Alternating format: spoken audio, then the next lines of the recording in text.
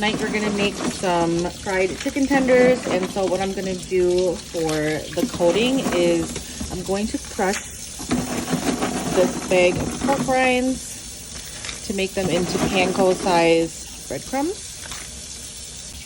I'm gonna use this meat tenderizer just because that's what I have on hand. Typically I would just throw this in the food processor, but we're just trying to be a little more low maintenance right now.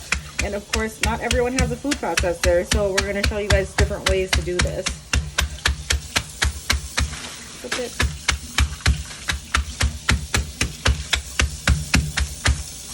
Here's what it looks like. This is the size that I like it. You can do whatever floats your boat. What I'm gonna do now is season the chicken tenderloins. This is just 1 pack. I'm gonna put a little bit of olive oil in there to help the spices stick better. I'm gonna start with potato. This is just a really good seasoned salt.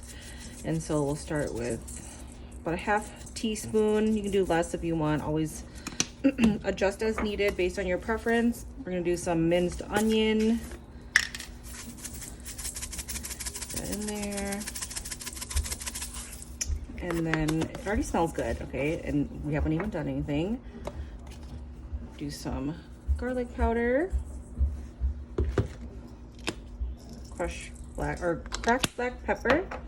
And then add some heat with cayenne. Now I'm just going to make sure all of the tenderloins are nice and coated.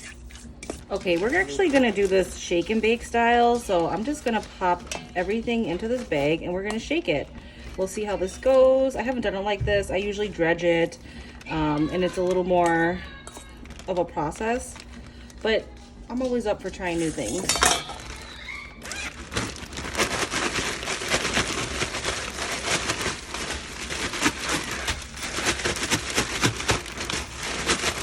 Alrighty, let's fry these.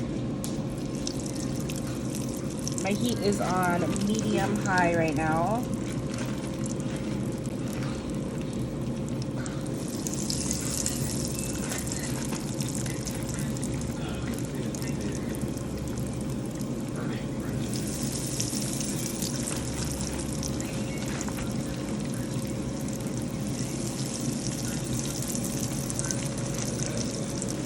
Okay, we're gonna flip them now. It smells really good.